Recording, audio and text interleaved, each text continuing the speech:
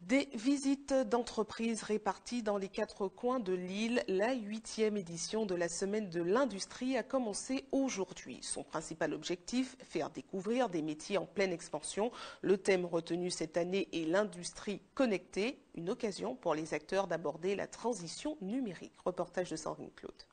Nous avons aussi recruté 70 jeunes sur la Martinique et sur les 3 dernières années avec une augmentation de nos effectifs de plus de 40 personnes.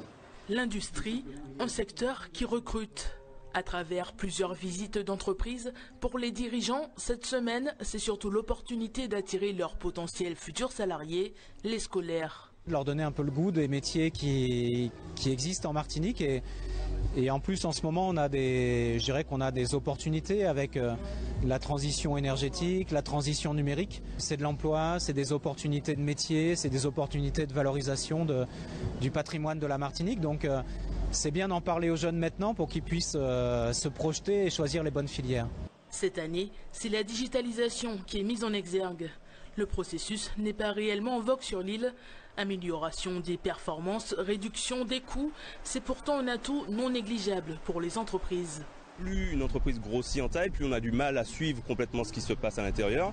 Et donc l'intérêt, c'est justement de récupérer des informations, de les synthétiser, d'avoir des tableaux de bord de suivi qui nous permettent d'avoir des indicateurs de performance, de la qualité, de fonctionnement de notre entreprise, savoir où est-ce qu'il faut faire des efforts, où est-ce qu'il faut mettre en place de nouveaux processus, améliorer les processus. Devenue incontournable, la transition digitale a tout de même un coût. L'investissement est particulièrement difficile pour les PME. La Chambre de commerce et l'industrie de la Martinique accompagne tous ceux qui sont de taille plus réduite, pour lesquels le process et la transformation coûtent cher. Et donc nous avons un programme d'accompagnement des entreprises martiniquaises de plus petite taille à leur transformation digitale. 7 entreprises ont accepté cette semaine d'ouvrir leurs portes aux scolaires, une démarche qui pourrait pourquoi pas susciter de nouvelles vocations.